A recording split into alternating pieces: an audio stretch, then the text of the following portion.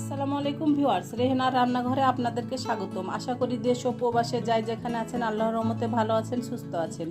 আজকে আমি আবার একটা দারুণ মজার রেসিপি নিয়ে চলে এসেছি। আজকে আমি কলার খোসার বড়া বা পাকোড়া করে দেখাবো। এখানে আমি 4টা কলার খোসা নিয়েছি। আমি খোসাগুলোকে এভাবে আমি কলা থেকে ছাড়িয়ে নিয়েছি। খোসাগুলোকে আমি পরিষ্কার করে ধুয়ে আমি উঠিয়ে নিয়েছি। এবার আমি খোসাগুলোকে সিদ্ধ করে নেব।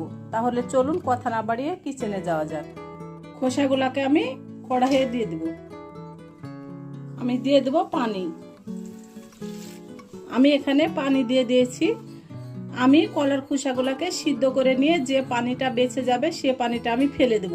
আপনার কলার চুচাটাকে সিদ্ধ করে নিয়ে যে পানিটা বেশি হবে সে পানিটাকে ফেলে দিতে হবে। তারপরে আপনাকে কলার চুচাটা আপনি চাইলে ব্লেন্ডারও ব্লেন্ড করতে পারেন এবং পাটাতেও বেটে নিতে পারেন। ঢাকনা দিয়ে ঢেকে আমি সিদ্ধ করে নিয়ে কলার চোচাটাকে বেটে নিয়ে আমি একেবারে ফিরে আসছি। কলার চোচাটাকে আমি ভালো করে বেটে নিয়েছি। আমি এখানে দিয়ে দেবো হাফ চামচ আদা বাটা, হাফ চামচ রসুন বাটা। আমি এখানে দিয়ে দেবো হাফ চামচ হলুদের গুঁড়া, হাফ চামচ মরিচের গুঁড়া, স্বাদ অনুযায়ী লবণ। আমি দিয়ে দেবো 7-8টা মরিচ কুচি।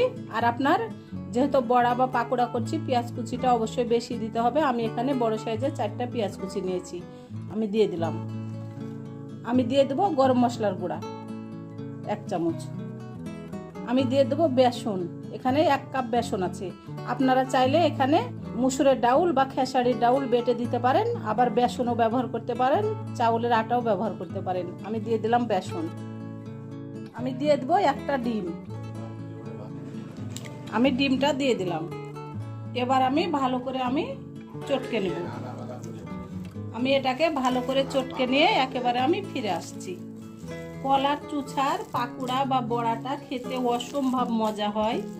যারা একবারও খাননি তারা একবার হলে বানিয়ে খেয়ে দেখুন।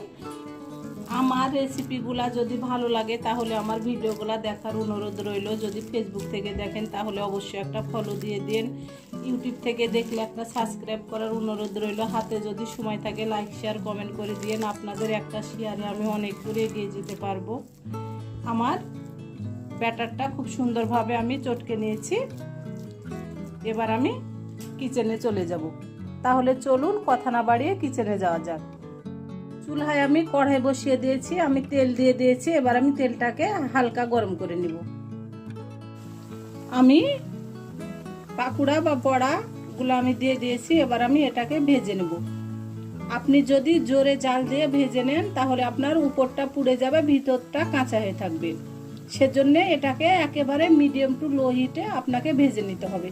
আমি মিডিয়াম টু লো হিটে বড়া বা পাকোড়াগুলো ভেজে নিয়ে আমি একেবারে ফিরে আসছি।